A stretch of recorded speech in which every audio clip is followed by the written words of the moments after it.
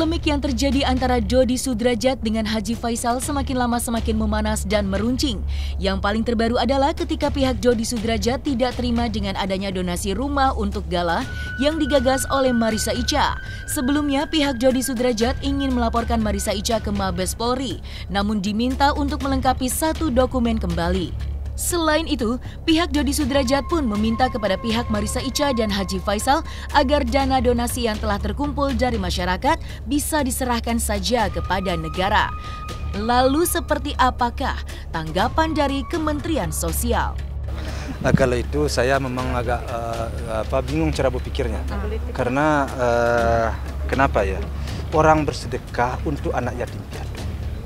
Saya sudah jawab beberapa kali ya. Kita selaku manusia yang beragama, setiap harta kita ada harta anak yatim. Sekarang ada anak yatim piatu, tergerak hatinya, ya, ingin memberikan sedikit bagian dari yang dia berikan ini, bagian dari harta anak yatim juga, dan dia akan mendapat pahala ridha dari Allah. Nah, alhamdulillah duit itu terkumpul. Nah, sekarang kok dipermasalahkan? Nah, bagi saya hal itu sangat membingungkan. Padahal dari awal kan saya sampaikan, dulu orang ada mau memberi kepada saya, baik langganan saya atau ya orang-orang yang belanja ke saya, minta nomor rekening saya, karena saya nggak mau memberi. Kenapa? Karena saya takut nanti fitnah bertebaran. Saya terima cuma 2 juta, ternyata nanti diberita 20 juta. Sehingga waktu itu timbul ide dari kawan almarhum, teman sahabat almarhum untuk membuat rekening. Nah, setelah dibuat rekening, akhirnya duit tentu bisa masuk ke satu saluran. Kalau keluar tentu di satu saluran. Sehingga saya tidak kena fitnah. Itu tujuan dulu dari awal. Kemudian meningkat menjadi pembelian rumah. Nah, tidak ada permasalahan di situ. Kan tujuan saya kan baik itu ya, tujuan saya baik. Takutnya duit ini keberseliweran nanti. Jadi takut juga saya ke rekening saya, kan takut juga saya berarti, kan bisa disimpulkan di situ kan. Nah, alhamdulillah duit itu terkumpul dan sekarang sudah dibelikan rumah. Kok rumahnya dipermasalahkan? Ini masyarakat loh, yang netizen loh yang memberikan, tergerak hatinya, tidak ada paksaan, sukarlah, ikhlas. Seharusnya hal ini tidak perlu dipermasalahkan. Di dalam undang-undang itu disebutkan bahwa untuk menyelenggarakan pengumpulan uang atau barang itu wajib mendapat izin terlebih dahulu dari pejabat yang berwenang, ya. Jadi siapapun itu ketika melakukan pengumpulan atau barang, dia wajib mendapat izin dari pejabat yang berwenang. Siapa yang disebut pejabat berwenang? Nah, di dalam undang-undang di pasal 4 disebutkan, pertama, pejabat yang berwenang memberikan izin pengumpulan atau barang adalah Menteri Kesejahteraan Sosial apabila ruang lingkup pengumpulannya itu dia wilayah negara kesatuan Indonesia, lebih dari satu provinsi, atau bahkan ketika dia melakukan PUB untuk ke luar negeri, maka dia wajib mendapatkan izin dari Menteri Sosial. Kedua itu gubernur, apabila dia pengumpulan sumbangan itu hanya satu wilayah provinsi. Terus kabupaten kota, kalau dia hanya kabupaten kota maka itu kewenangan wali kota atau bupati. Nah, itu dari sisi perizinan. Kemudian sebetulnya siapa sih yang boleh melakukan pengumpulan atau barang, ya? Apakah setiap orang, setiap pelaku boleh? Nah, masih di dalam peraturan tadi disebutkan kalau di dalam undang-undangnya bahwa izin untuk menyerahkan pengumpulan uang atau barang itu diberikan kepada perkumpulan atau organisasi kemasyarakatan. Nah, kemudian di dalam peraturan pemerintah 29 juga ditegaskan di pasal 3 bahwa usaha pengumpulan sumbangan dilakukan oleh organisasi dan berdasarkan sukarela tanpa paksaan langsung atau tidak langsung. Persyaratan organisasi yang dimaksud dalam ayat 1 adalah menteri, jadi ada persyaratan lagi. Nah, kalau di Permensos 8 2021 dipertegas lagi bahwa penyelenggaraan PUB dilaksanakan oleh masyarakat melalui organisasi kemasyarakatan yang berbadan hukum. Itu lebih spesifik lagi. Jadi tidak semua organisasi kemasyarakatan pun bisa melaksanakan pengumpulan uang atau barang. Sudah jelas. Nah, jadi kalau melihat ke situ, pertama bahwa melalui PUB ada izin. Yang kedua bahwa yang melaksanakan PUB itu harus organisasi kemasyarakatan yang berbadan hukum. Nah, lalu bagaimana kalau misalnya perorangan? Ya, individu gitu ya. Nah, ya kalau kita bicara tadi normatif kan tidak bisa. Nah, kalaupun misalnya ada individu yang mau melakukan PUB, maka dia tentu harus bekerja sama dengan penyelenggara PUB yang sudah berizin. Idealnya seperti itu kan, sehingga nanti yang mempertanggungjawabkan itu adalah penyelenggara, karena dia ada kewajiban-kewajiban yang harus dilakukan oleh seorang penyelenggara PUB. Pertama tentu dia tadi ya, dia harus mengurus izin dengan persyaratan-persyaratan. Kemudian dia juga harus melaporkan berapa dana yang terkumpul. Kemudian diperuntukkan kemana penyalurannya. Dan waktu pengumpulan itu dibatasi 3 bulan. Jadi nanti dalam izin yang dikeluarkan Kementerian Sosial itu dibagi waktu pengumpulan 3 bulan, itu penyaluran. Nah, setelah penyaluran maka dia wajib melaporkan kepada kita. Rekening juga tentu harus atas nama organisasi kemasyarakatan, tidak boleh rekening pribadi. Seperti itu. Nah, jadi dan semua itu tadi kita pantau, kita monitor. Nah, tapi ada beberapa yang sebetulnya tidak perlu berizin. Apa misalnya di dalam undang-undang pun disebutkan ketika misalnya untuk melaksanakan kewajiban agama, misalnya zakat ya, zakat itu mau zakat fitrah, infak, zakat mal itu nggak perlu berizin walaupun dia kemana-mana kan. Nah, atau di agama lain juga ada ya. Nah, atau misalnya dia pengumpulan uang atau barang di tempat terbatas, misalnya di masjid kan, di sekolah kan, di kantor-kantor. Nah, itu nggak perlu dalam lingkup terbatas. Tapi kalau dia sudah melibatkan masyarakat banyak, itu wajib membuat izin. Ada izin. Nah, terus bagaimana nanti kalau yang tidak berizin? Nah, kalau kita bicara undang-undangnya sih memang di dalam Undang-Undang 9 ya, itu juga ada sanksi pidana. Jadi bagi mereka yang menyelenggarakan, kemudian menganjurkan bahkan membantu PUB tanpa berizin, itu bisa dianggap sebagai sebuah tindakan pidana dan pelanggaran. Bahkan kalau di undang-undang dikatakan itu uang atau barang yang berhasil PUB tanpa izin bisa disita oleh negara. Nah, tetapi di dalam Permensos memang kita bagi menjadi 2, ada sanksi administratif, ada pidana kan. Nah, kalau kita kaitkan dengan yang terjadi sekarang lah ya. Nah, memang kami kan sedang mempelajari, bahkan kami sudah melayangkan undangan kepada yang bersangkutan untuk klarifikasi. Jadi intinya kami tetap juga melakukan asas praduga tak bersalah dulu ya. Kita undang yang bersangkutan, kemudian nanti kita akan coba klarifikasi penjelasan beliau seperti apa gitu kan. Nah, karena tadi kita juga tetap mendahulukan asas-asas praduga tak bersalah, apalagi yang bersangkutan juga kooperatif. Kami sudah melakukan komunikasi beberapa kali, siap menyampaikan penjelasan. Nah, makanya nanti kami juga tinggal menunggu waktu sih. Sudah kita layangkan ya ke beliau. Tapi ini sekali lagi bahwa kita bicara dari sisi regulasi ya, aturan. Tidak di luar itu gitu kan. Karena kita tahu lah kalau di luar kan ramai banget ya. Enggak, kita kan lihat dari Undang-Undang 9 kan, dari peraturan pemerintah, Permensos. Nah, ketika misalnya dia sudah memenuhi unsur itu, kemudian tidak berizin, nah nanti tentu ada tindakan-tindakan yang kita lakukan selanjutnya terhadap penyelenggara. Ya, tadi kami udah menyampaikan laporan resmi ke SPKT Mabes Polri dan telah berdiskusi dengan penyidik bahwa dari dokumen maupun data pendukung yang telah kami hadirkan di Mabes Polri ada kurang 1, sehingga dari penyidik meminta agar kami siapkan dulu bukti itu, baru kemudian kami kembali lagi ke Mabes Polri dalam rangka itu. Memang tadi disampaikan bahwa kali ini terkait dengan donasi dari dana yang dikumpulkan dari seluruh masyarakat Indonesia yang simpati terhadap Gala, anak dari almarhum maupun almarhumah, sehingga nanti Kemensos yang nanti akan melakukan tindakan-tindakan yang terkait dengan prosedur yang berlaku selama ini. Karena sesuai dengan berita juga yang kami baca hari ini, bahwa Kemensos telah mengeluarkan rilis terkait dengan donasi sebagaimana yang dilakukan oleh saudara MI itu belum mempunyai izin hingga saat ini. Dan untuk itu pasti Kementerian Sosial akan melakukan tindakan, memanggil yang bersangkutan untuk dimintai keterangan terkait dengan inisiatif pembuatan donasi itu sendiri. Sudah dari Kemensos juga sudah berita hari ini telah dirilis bahwa Kemensos akan mengambil tindakan tegas dan meluruskan apa yang sudah dilakukan oleh oknum-oknum terkait dengan donasi untuk gala ini. Sehingga kita tinggal menunggu aja. Pihak kepolisian juga tadi menyampaikan bahwa setelah misalnya ada pemeriksaan dari Kementerian Sosial dan ternyata ada dugaan pelanggaran, maka tentu mereka juga akan mengambil tindakan terkait itu.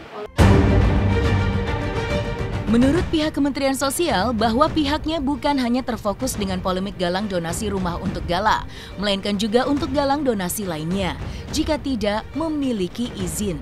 Kepada siapapun yang menyelenggarakan donasi yang tidak memiliki izin dari Kementerian Sosial, akan diberikan peringatan melalui surat. Pihak Kementerian Sosial mengatakan melakukan hal ini sebagai penegak aturan yang sesuai dengan ketentuan yang berlaku tanpa adanya pandang bulu atau diskriminasi. Dan ini kami lakukan tidak hanya untuk kasus gala. Kita banyak juga beberapa penyelenggara yang melakukan PUB tanpa izin. Misalnya ketika bencana, ya, bahkan ketika Palestina. Nah, jadi jangan sampai nanti seolah-olah kok hanya kasus ini aja yang dipersoalkan. Enggak. Jadi di kami ini, di Kementerian Sosial ada namanya Direktorat Sumber Daya Sosial, ya. Salah satunya kita itu pelayanan perizinan, kemudian pemantauan penyidikan. Jadi kami melakukan tugas pemantauan, pengawasan, baik secara fisik langsung maupun melalui media sosial. Jadi kami pantau. Nah, yang tidak berizin kan kita inventarisir. Nah, kemudian biasanya kita cari kontaknya, kita ingatkan dulu secara lisan. Telepon-teleponkan, kemudian baru kita ingatkan secara surat. Nah, sekarang pun sama, kita sedang mengidentifikasi juga penyelenggara PUB yang bencana kan cukup banyak. Dan rata-rata belum berizin. Jadi maksud saya bahwa kami memang di sini bertindak sebagai apa ya, yang menegakkan aturan saja tanpa ada iming-iming lain, kan, tanpa ada diskriminasi, enggak sih. Jadi kita akan melihat dari aturan itu semua. Kalau misalnya memang yang melakukan pelanggaran, ya nanti sesuai dengan di Permensos ada teguran secara tertulis, misalkan segala macam, kita akan seperti itu. Pak, itu kan kalau belum terkumpul dana atau memang lagi mengumpulkan, ini kan kasusnya ini sudah terkumpul dananya, bahkan nilainya sangat tinggi kan, sampai miliaran rupiah dan sudah dibelikan rumah. Gitu. Itu bagaimana nih Pak pandangan dari Kemensos? Ya tadi memang kalau kita secara normatif ya bahwa dia sudah melaksanakan tanpa izin. Nah, maka tadi mengacu ke Permensos itu kan salah satunya sanksi administratif. Kita melakukan teguran secara tertulis. Nah, dengan memanggil, kita minta klarifikasi, itu kan sudah satu sanksi. Nah, sanksi selanjutnya bagaimana? Ya, nanti kita lihat setelah yang bersangkutan menyampaikan klarifikasi kepada kita kan. Pasti kita akan minta laporan kan. Mana nih dana yang terkumpul, dari mana saja kan, apa yang digunakan alatnya kan, kemudian pakai apa, mana buktinya. Nah, itu semua kan akan kita minta dulu informasi dari yang bersangkutan. Nah, karena undang-undang mengatakan apabila memang patut diduga ada penyalahgunaan dana itu baru dia akan lari ke arah pidana kan. Tapi kalau misalnya tidak, ternyata masih betul digunakan peruntukannya, berarti kan masih administratif. Nah, intinya bahwa kami akan mendengarkan dulu nanti penjelasan dari yang bersangkutan ya. Tetap kita praduga tak bersalah lah ya. Iya, kalau di sisi proses iya, dia PUB belum izin kan, sudah. Nah, tapi sudah kita ingatkan, tolong jangan lagi diperpanjang pengumpulan, stop kan, kecuali nanti kalaupun mau silakan urus izin baru kan, seperti itu. Jadi kita sifatnya klarifikasi ke sana. Nanti sifatnya mengenai izin atau tidak izin itu nanti kita sampaikan di Kementerian Sosial. Kita lihat nanti bagaimana prosesnya di Kementerian Sosial. Mengenai izin tidak ada izin, saya belum bisa sampaikan di sini. Ya, pasti kita akan sampaikan semuanya, bukti-bukti, hal-hal kaitan mengenai panggilan kita di Kementerian Sosial. Bang, kabarnya hari ini juga mau siap hadir. Klien saya datang ke Jakarta insya Allah hari Sabtu. Jadi kita siap hadir, baik laporan polisi yang dilakukan yang dibuat oleh saudari MZ di Polres Jakarta Selatan pada hari Senin, insya Allah kita hadir, dan hari Selasanya di Kementerian Sosial. Bang, kabarnya hari ini ada buat laporan kembali? Saya tidak tahu. Saya dengar kata dari teman-teman media ada laporan kembali, ya saya tidak tahu. Yang jelas kita siap mengikuti proses hukum yang ada. Apapun ketika ada panggilan polisi maupun harus datang di polisi atau dimanapun, kita harus ikuti proses hukumnya. Ketika pihak Dodi Sudrajat sedang mempermasalahkan donasi yang digagas oleh Marissa Icha, maka ada babak baru dalam perseteruannya antara Haji Faisal dengan Dodi Sudrajat terkait hak perwalian dan hak asuh Gala. Setelah sebelumnya Komnas Perlindungan Anak menerima aduan dari Dodi Sudrajat, selanjutnya adalah Aris Merdeka Sirait selaku Ketua Komnas Perlindungan Anak mendatangi kediaman Haji Faisal untuk melihat perkembangan fisik dan psikis Gala. Dalam kesempatan tersebut, Aris Merdeka Sirait mengatakan dan melihat langsung dengan teliti dan cermat bahwa dirinya melihat Gala bahagia lahir batin saat berada di pengawasan Haji Faisal. Sehingga dapat disimpulkan jika di bawah pengasuhan keluarga Haji Faisal tidak terbukti adanya eksploitasi terhadap Gala. Selanjutnya, memberikan rekomendasi kepada Haji Faisal dan Dodi Sudrajat untuk duduk bersama membicarakan masalah masa depan Gala. Permintaan dari Ketua Komnas Anak pun disambut antusias oleh Haji Faisal. Ini Bang. Haris, apa rekan media Bang Haris? Ya, tunggu ketemu dulu lah aku ya. Agendanya apa Bang? Mungkin saya kasih komentar sebelum saya ketemu. Agendanya apa Bang? Ya ketemu aja untuk janji saya visitasi ya. Visitasi untuk mengklarifikasi terhadap laporan atau informasi yang disampaikan oleh Dodi kepada saya beberapa minggu yang lalu. Jadi saya janji untuk visitasi. Nanti hasil visitasinya saya akan sampaikan. Oke ya. Makasih banyak Bang. Yuk sama-sama. Jalan Bang.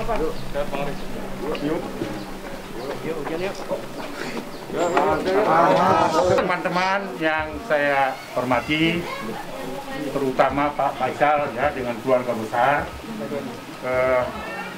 saya sudah diterima dengan baik sesuai dengan rencana beberapa minggu lalu setelah Komnas Perlindungan Anak menerima kehadiran Pak Dodi yang menyampaikan banyak informasi tentang pengasuhan, tentang keberadaan dari Gala, tentang situasi yang dinyatakan diduga melakukan pemanfaatan Gala.